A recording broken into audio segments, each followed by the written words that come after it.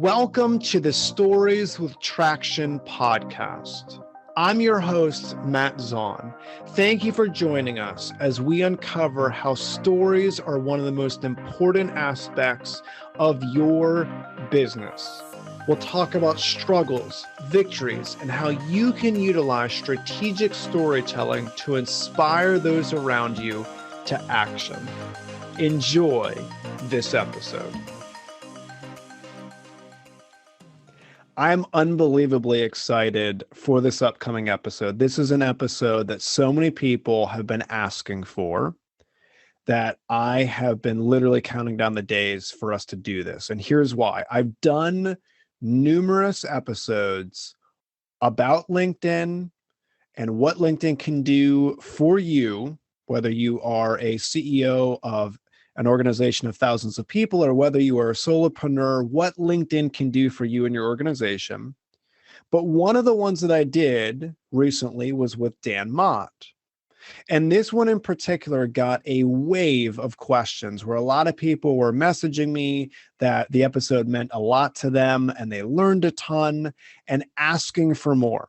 So today, the reason why I'm excited is because, backed by popular demand, I am with Dan Mott again, and we're going to dive deeper into the concepts of LinkedIn and why you need to start taking more advantage of this incredible social media platform. So before I kick it off with Dan, for those of you who are not familiar with him or you have not listened to his episode, one, I do recommend that you do pause this, you go to that episode with Dan Mott and you listen to it. But if you're not familiar, Dan Mott is the founder of 6-3 Media. Dan has also radically helped me in my business through his teachings regarding LinkedIn. So we're not talking regarding theory, we're actually talking in things that I have seen done for my business that has led to radical change and enhancements with my systems and what I do. So I can absolutely speak from personal experience on the concepts that he teaches and why and how they work. So Dan, welcome back to the Stories with Traction podcast. Thanks for having me, Matt. I need to hire you as my copywriter. Here we go. As your promoter, I'll promote you wherever you go. I'll roll out the red carpet. Listen to this dude. He knows what he's talking about. I appreciate that, man. I'm super happy to be back. We collaborate all the time. I always have a blast hanging out with you and talking. There's so much that we've learned from each other over the years. And, every time we get to sit down and have a conversation, there's always so much takeaway for us and everyone who's listening. So I love doing it. Happy to be here, man. Absolutely. No, and I appreciate you being here. And there may be people listening or they're like, are you being over dramatic in your promotion? Matt, how could you actually be counting down days for this conversation? I've literally seen trainings that Dan has done, applied them, and it has paid off for me in a big, big way in business. There's something to be said about seeing something and thinking, that's interesting, or that sounds good in theory. And then it's another thing to go through one of your trainings, Dan, actually apply it and be like, wow, that really worked. Like, I made a bunch of money from what you just mentioned. And that is why I'm so excited for people to learn a little bit more about what you do on a much deeper level, because they too can be taking advantage of the different strategies and concepts that you teach when it comes to LinkedIn. So let's dive in.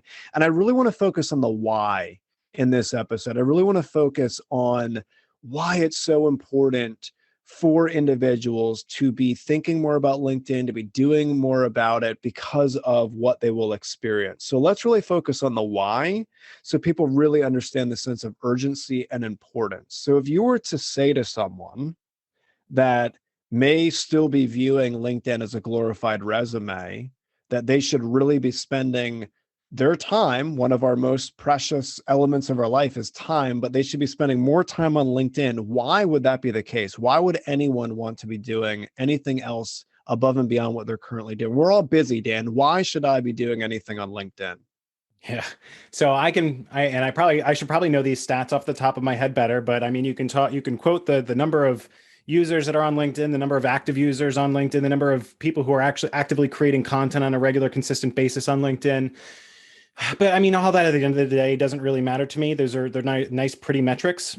I've been doing this for 3 years. My entire sales and marketing strategy has been exclusively LinkedIn. I mean, I do speaking opportunities like this. I do email marketing as well.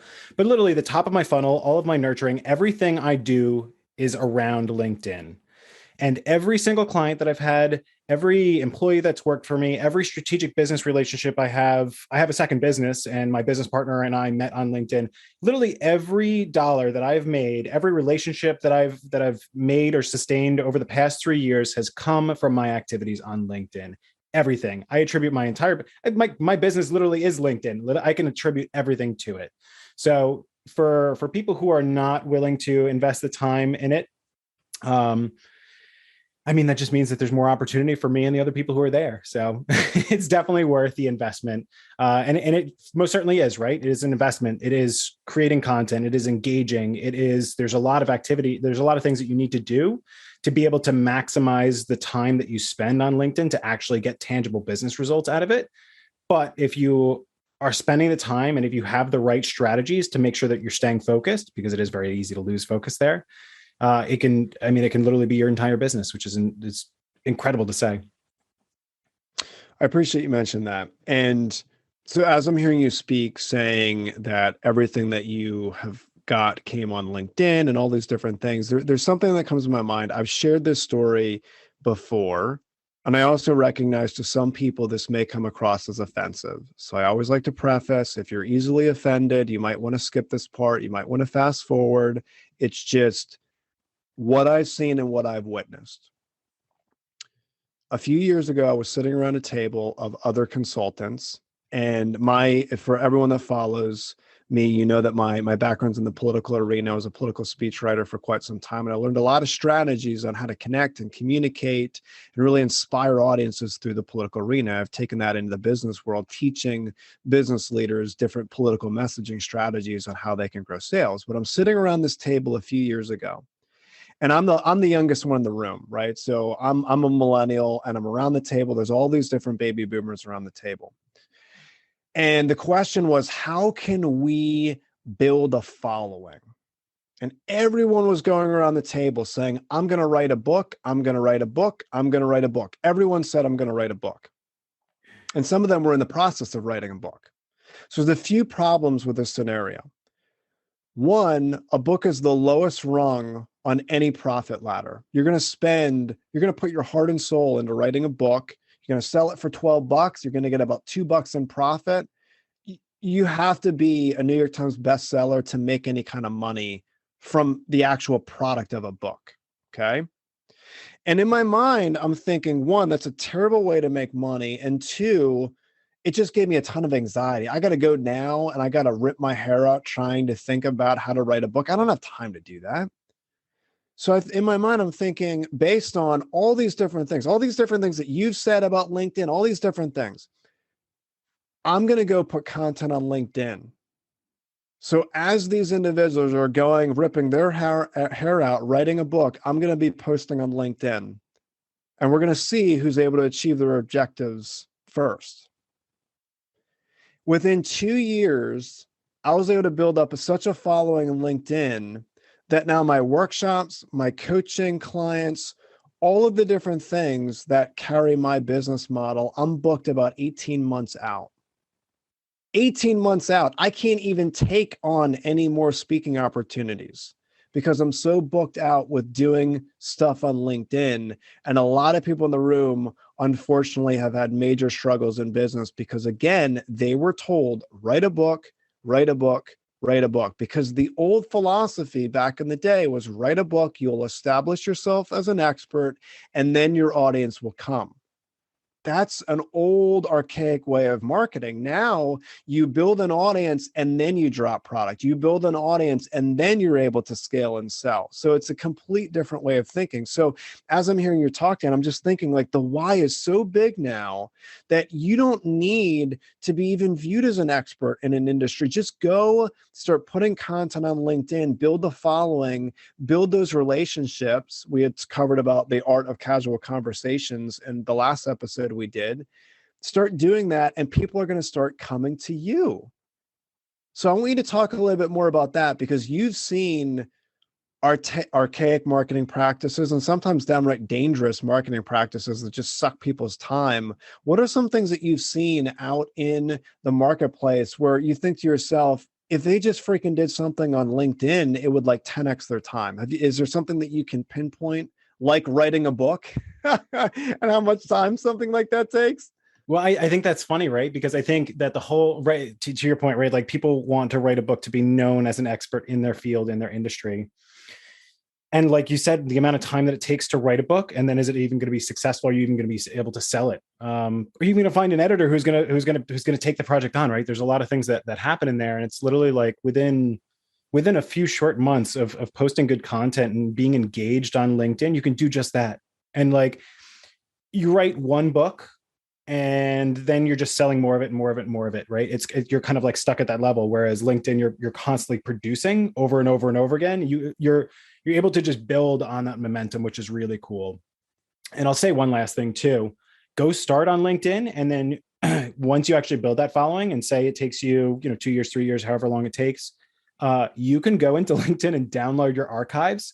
I have a folder, I have a Google Sheet on my drive with every single LinkedIn post that I've ever posted. I download it from LinkedIn archives once a month. I can literally go search that by any sort of keyword. I can take that. I could go push that together into a book right now. And it would take me significantly less time than it would for you to say, here's a piece of paper. Okay, start writing. Like you're basically hitting two birds with one stone by doing that. If you go produce content daily, you're putting your ideas out there. You're watching those ideas evolve over time. You're starting to build up all of this content that you can come back and later repurpose and reuse and build into larger form pieces of content, which is really cool because it gives you the momentum. It gives you the push in between you actually like spending all that time and effort producing something big like a book. Oh, absolutely. And also just so people don't misunderstand me, I'm not down on people writing books. I think it is an awesome medium. One day I probably will write a book. But to your point, Dan, I have so much content now on LinkedIn. In the last couple of years, I wrote 50 articles on LinkedIn. I mean, all I need to do is just pull those articles and there's my start of a book. It's not looking at a blank page. I'm starting with a tremendous amount of content in addition to all of my posts. That's a lot of content. So it's just something for people to recognize that just because someone in the past did something to build an audience doesn't necessarily mean that you need to do that. There are people that still go door to door. We talked about that before, door to door sales. I'm constantly getting door to door sales people come to my door about new roofs and stuff. Such an ineffective way to do marketing. It's such a me focused marketing when so much of LinkedIn is you focused now. It's based on content marketing. It's based on other people and enriching them and giving them value.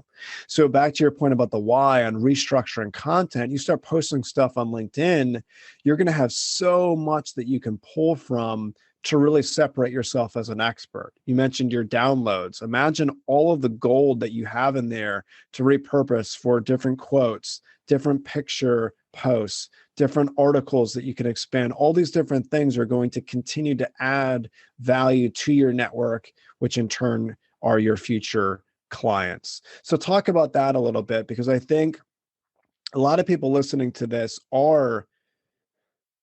they are high achievers. They are the type A. They are go, go, go. They are get it done. And some people that listen to this are willing to do things that are crazy. Writing a book is crazy. Going door to door is crazy. All these different things, but they're willing to do it because they want to succeed. So for people out there that are willing to do anything at all costs to succeed, talk about the why behind doing content in the first place so you can repurpose it. Yeah, I think that's an interesting point too, right? Because I don't want to say that any channel is dead, right? I don't think people say that all the time. People say, "Oh, email marketing is dead." Cold calling is dead, and I simply think that that's not the case. I think that things like with cold calling, people being able to screen cold calls, right? Like where my phone now tells me telemarketer when someone's calling. Like obviously, I'm not going to pick that up. it makes things more difficult, but that doesn't mean that it's not a viable practice. So I think that people can go out there and kind of do those things. Although I will say the only type of door-to-door salesperson that I will accept are the Girl Scouts who come and sell me cookies. I'm completely okay with that. How have I not gotten that person coming to my door? What, you get Girl Scout? I get people asking me about my roof almost every other day. I don't need a new roof. It's fairly new. I don't need a new roof, but I want Girl Scout cookies. How do I get that? Didn't you just sell me a roof last year? Yeah. No, that's the next thing that we're going to do. The what is take good documentation on who you've had as a client and don't ring knock on their door. That's just good practice. Yeah, I think, yeah, the fact that you're out there creating content daily is, I mean, on so many levels, it's good, right? It helps you express your ideas and get feedback from the market, what people like, what people don't like. If you have, if you're posting consistently and you get a post that really blows up, what was that topic? Why did it blow up? What do people really care about? Because now you have valuable user feedback, market feedback that you can use to improve your message, to improve your talk track, to improve your services, whatever it might be in your business. There's so many ways to apply that. Equally, if you have a post that goes out and it performs, no one likes it, no one engages with it, all right, that's a topic that people don't care about. So you constantly, by posting consistently every single day, you have a pulse on the market as it changes, right? Like that's not one time I'm going to go and do this massive market research and I made all this valuable information, and then a year later it's obsolete because something happens. Like, COVID is like a perfect example where the world completely and utterly changed. The market was no longer the same when that happened. And again, now from when it started is completely changed as well. So having that daily pulse on market feedback is incredible. Equally, you're creating content, you're putting your message out there, you're improving valuable skills like copywriting and public speaking, even though it's in a written format, but hey, maybe you're doing video too, right? There's a lot of skills that you're improving that are going to help you market and sell your business through any and all channels, right? Like those skills apply to, hey, I'm going to send an email now, or hey, I'm going to go hop on a call with someone. That talk track, that information that you learn, the things that you're talking about and getting feedback on from the market are going to stick with you, and you can carry that across from channel to channel. And then to Matt, your point where you said, okay, now I've created content on a consistent daily basis. I can now have this massive portfolio of all these resources that I can point back to. Hey, I need to, I've got this event coming up and I need to create this deck for it. This is something new to me and I'm scrambling. I'm struggling. I don't know what to write and put together. Wait, no, I'm not. I'm fine. I have all this content that I can just go back and repurpose and just comb through. What are the good parts? Piece it together, glue it together. I'm not starting from scratch. I literally have all of the copy and all of the information that I need. Just a matter of editing it down to have a nice story and flow to it. Absolutely. And I really appreciate you mentioning that immediate feedback, because I think it's really important. And one of the questions that I get in almost every workshop that I do is, how do I know if a story is really getting me what I want? How do I really know if it's going to land? And oftentimes, how do I know it's going to land before I even say it? And now, because of tools like LinkedIn, we have the ability to see, does it really gain traction or does it not? And this is really, really important to recognize, because this transcends every aspect of business, because marketing and sales, hopefully for those that are listening, your sales and marketing teams are working together, right? Hopefully they're not against each other. I've been in environments where it's almost appalling that sales and marketing they have differences of opinion and they kind of fight and quarrel. It's not really a good situation to be in, but they're so tightly aligned that by sharing stories on LinkedIn, you find what story works and what doesn't. And from a marketing perspective, if it works, you want to incorporate that in your sales pipeline process. So for instance, if you were to look at my LinkedIn content today with what it was a year ago, you will notice that it has changed. The change is because I've learned how to do this through your teachings, Dan, on basically you do it and adjust, do it and adjust, do it and adjust. And you're constantly building this out to where it's almost like a well-oiled machine that you really understand what's going to do well and what's not going to do well. And if it doesn't do well, you nix it, and then you start continuing to focus on what does well. But I'm constantly cognizant of the fact that if I post a story on LinkedIn and it does exceptionally well, That's a story that I want to incorporate in my conversations with prospects, in my sales pipeline process. It's a piece of content I'm going to want to recycle again. I actually am going to be posting something in a couple days. I posted this 7 months ago. I posted this a year and a half ago. How do I know that? Because I have a content bank that is built up that on this day, I extract this post and I put it in, and I can almost guarantee you that this post is going to do exceptionally well based on the track record that it has. It's a story that I know without a shadow of a doubt has traction. So that's a really good why. And I appreciate you mentioning that is, yeah, if you want to know what story is going to work really well when you're talking to a prospect that you want to turn into a client, have you tested it on LinkedIn?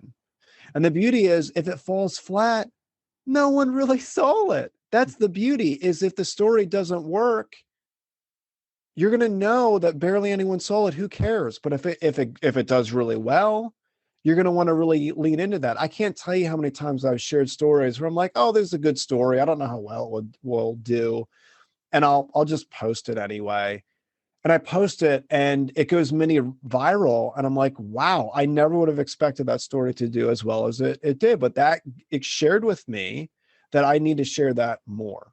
So have you ever worked with clients that they're hesitant, Dan, to post different things, and then they start posting and they're kind of they're bewildered that it did even better than they thought? Yeah, I mean, definitely. And I think too, what I see a lot and what I've, seen from my own experience, what I've seen from clients, what I've seen from other content creators is that we spend so much time working on something that we're truly like, that one post, and we just put so much more effort into it than any other post. And we give it our all, and it does great, and that's fine. But then it's always like the throwaway posts that you're just like, man, I'm just going to throw something together. Like, here's an idea, and you spend no time on it whatsoever. And boom, everyone loves it and it blows up. And it's like, what? Like, why? Like, Sure. that's just not fair. For sure. Yeah, I mean, it definitely happens, right? I mean, you can, as much data as you're collecting, as much insight as you have, both qualitative and quantitative, you never really know, right? Which is, I think, to your point, exactly why you want to repurpose those same exact posts, or, you're going to tweak them. You're going to make sure that they're spaced out, so it's not the same exact thing that, a week later, people are going to catch on to that. And they're going to be like, no, you're just trying to milk the algorithm here. But I think, if a post does well, if a story does well, you certainly want to share it again. You want to repurpose it and reuse it because it did well for a reason. It resonated with people. They needed to hear that message. They wanted to hear that message. So you have to give that to them again. And I think that, in general, I could say that post worked for this reason or for that. And those are all going to be assumptions. And I'm going to have to go further test them because it might not always be the case, right? Like there might be a lot of unknowns that post took off for a reason. So it's like, no matter what you think, no matter what the data tells you, there's unlimited testing. Like the testing never ends. Especially too, because the market's just going to change, and that's going to throw a wrench into your thing anyway. So that's why it's so important to be consistent, because you have great posts and you have terrible posts. And at the end of the day, they all even out, they all average out. And that's what gets you the momentum. That's what helps you reach new people. That's what helps you nurture existing contacts. And that's what helps you build the trust that you need in order to earn people's business on LinkedIn. For sure. For sure. And often we'll be surprised. And this is the beauty of it, right? I don't care who's listening to this, from, again, the CEO to the solopreneur to the insurance representative that's listening to this, trying to figure out how to utilize LinkedIn to really work for them. Often in our minds, we'll be thinking something, but it's till we put it out that we don't recognize how good it might have been. So several months ago, I remember this clear as day. I've had this happen a few times now with me on LinkedIn, but this was the first time that it had happened. So several months ago, I remember I'm in my kitchen. It was right around lunchtime because I remember I was eating and this idea popped into my head. And I'm like, oh, this would make a decent piece of content for me to share with my LinkedIn following. But thinking like it's good, but it's a little bit funny, a little bit edgy, but it captured a story that I was going through. It's like, I'll just throw it out. What the heck? It's the afternoon. I'm interested to see what people say about this. I post it, and then I put my phone down. I have my lunch. I go back down into my home office. I'm working a little bit. I'm on my laptop at this point. And about 20 minutes later, I pick my phone back up. Notification, like crazy amount of notifications. Like, what in the world? I look down. This post was in the midst of going viral.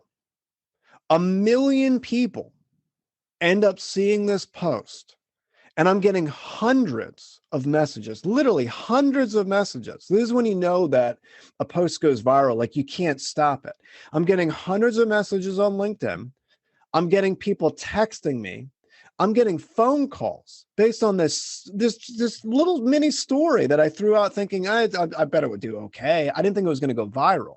Now that's happened a few times. I've had posts that I post and, over 1 million people see it. To me, that's viral because of my following. I don't have 1 million followers. I have tens of thousands of followers, but I don't have as much of a followership to have that level of viewership yet. But I've had it happen a few times. To me, that's mini viral if 1 million people are seeing my post, right? Having instances like that have been invaluable for my business because it adds a tremendous amount of exposure where tons of people are seeing my LinkedIn profile. People are messaging me out the wazoo. It leads to more clients. And that was based on something that I thought it was going to do maybe okay. I never was expecting it to go viral. So you never ever know what your audience is really going to gravitate towards and what it's going to do for your business. That's such a great point because it's at the, like, a lot of times we end up creating for ourselves. And that's a mistake in our mindset in doing that, because it really doesn't matter what we think at the end of the day. It's all about what the market cares about. Like, we put a post out there, we can put as much love into it as we want, but it's at the mercy of the people who want to hear it, who want to engage with it.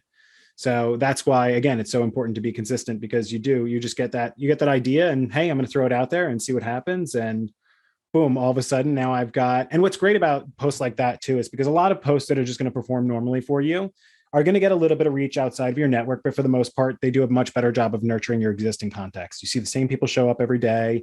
You see, or, maybe they don't show up every day, but you see them on a regular, consistent basis. Whereas when you get those posts that go out and then all of a sudden they start blowing up, you're going to start to see the ripple effect as it goes through their networks and their networks. And that's what's going to get you more reach, help you build your following. And then now you have more of those people who are going to be those regulars on your posts. And you start to nurture those relationships and you start to build those relationships and you start to find opportunities out of them, which is really awesome. Yeah. So there's so much to unpack with what you just said. So one of the things that people always mention is about vanity metrics and, don't get caught up in vanity metrics. So for me, I can get really, really, I can't think of the word to use here, but I hate when people say vanity metrics. It drives me nuts because to me, it makes me feel like they don't understand what is happening, but sure. I'll let you go on, Matt. They don't understand. So to me, it's something to be mindful of, that numbers do matter with what we're talking about. So based on what you just mentioned, Dan, so I have a specific following. My following continues to go up just based on me having people looking at my content, commenting, all these different things. It's going to continue to go up, right? But it's not massive surges. It's just consistent growth. When I have these posts that go mini viral, like the one that I just mentioned, having over 1 million people see it, now my followership's going to go up by the thousands. So the vanity metrics on, who cares, right? What does that have to do anything with business? Because what that just did is now there's a whole new wave of people that are going to be seeing my content, seeing what I'm putting out, that now I have a whole other massive new group of people that are my prospects that could become my clients in the future. And that's really important for people to recognize, that why it's so important to have posts that do well is because you continue to build your following, which ultimately is going to lead to more business for you. So what were you going to say about vanity metrics, Dan? Tell us why you hate them. Yeah, hate that terminology. To me, it's a lack of understanding of knowing what the buyer experience is. So if you're going for views for the sake of views, if you're going for comments for the sake of comments, then yes, that to me is vanity metrics, right? Because you don't have a purpose behind it. But when you know that views are important for a reason, because you know, like for instance, I know that 1.15% of my content views turn into profile views. I know that my profile views turn into DMs. And I know that a percentage of my DMs turn into conversations, that conversations turn into calls booked into clients. So when you start to break it down, you start to understand that these actions need to happen in order for you to get to the top of the funnel, which is going to be your content views, to the bottom of your funnel, which is dollars, clients sold and dollars in the door. And you know how your pipeline converts and where you know to optimize it. Views are the top of the funnel. Like if you want, there's only two options. You can either improve your conversion rates at every stage along the way, or you can increase the top of the width at the top of the funnel that then just sends more people converting down through your funnel. So when people say like, oh, views are not important, then that to me says like, all right, I don't understand how a view converts into a client and I don't know what to do with that. So that's why I get like very adamant about like people going off on vanity metrics, where it's like, yes, vanity metrics are vanity when you're going for views or comments or anything that's top level for just for the sake of doing so, to like say like, hey, I got this many views. But when you know that, hey, I got this many views and that means that it's going to convert to X to Y to Z, and that means how many dollars into my business, then that is not vanity whatsoever to me. That is pure like sales and marketing science. And that is a beautiful thing. All right. So now I'm really revved up. I'm so excited with what you just said, because one, this is an amazing segue, but two, it touches on a few things. It does touch on the why, but it also touches on the what. Okay. So for those of you listening, I'm even more fired up because Dan has agreed to do a series on this together so that you can hear this even in more depth. So this part is based on the why. So hopefully everyone listening understands the why, the importance of being more engaged on LinkedIn and why it is so just thinking important for your business. Now we're going to start to dive into the what. So the next part is going to really focus around the what. So let's play with a little bit. And then the next episode, we'll dive even deeper into the what. But here's what I'm hearing you say, Dan. You had said, and correct me if I'm wrong, that 1.5% of people that see, say that again? 1.15. 1.15% of people that see a post go to your profile page. Correct. And then it's not a unique metric. So not of the people, but I know that if I have 100 views that on a piece of content, that is going to turn into one profile view for me. Okay. So then as you start to extrapolate that. All right. So for every 100 views, one of those individuals is going to go to your profile. Correct. And then out of, I don't know the percentages, maybe you do, maybe you don't, but there's going to be a certain amount of people that land on your profile that say, huh, that's interesting what that guy does. Maybe I should shoot him a message. And then eventually that amount of people is going to lead to a client for you. Is that correct? Yeah. And there's definitely, right, like there's no straight linear path that every single client takes the same interaction. Like once you hit my profile, right, that's pretty straightforward. You're going to see my post, and then it's going to, whether it happens today or whether it happens on the 3rd or 5th or 10th post that you see from me, eventually you're going to come and see my profile. And then once you hit my profile, there's a couple different options, right? Maybe you'll go to my course. Maybe you'll check out my free guide. Maybe you'll just DM me right off the bat. Maybe you go to my website. So there, maybe you subscribe to my, so there's a lot of things that start to happen that kind of make it harder to break it down from there, but kind of understanding what that path is that a potential customer will take going through the journey of your content, your profile, and the conversation, the engagement with you is hypercritical for knowing where you should invest your time and money in terms of sales and marketing activities and the return on investment that you're going to get at the end of the day out of it. Sure. Very well said. All right. So we touched on a lot regarding the why, and we started to dive into the what. Okay. So I'm excited to dive even further into the what, because I think people are going to be really interested to understand different aspects of what they need to be doing. So hopefully everyone's sold on the importance. Now, what do you do with it? How do you take it from being excited about it to actually doing something? So Dan, thank you so much for your time today. I really appreciate it. I highly recommend everyone check out the next episode that we'll launch regarding the what with LinkedIn. But Dan, thanks again for your time. You bet, man. I'll see you on the next one. Thank you for listening to the Stories with Traction podcast. If you have a story that you would like to share, feel free to drop an email to matt@mattzaun.com with the subject line Stories with Traction. Also, feel free to connect with me on LinkedIn, where I share tons of resources on how you can be a better storyteller. Remember, if you want to persuade with power and inspire those around you to action, you must share more stories.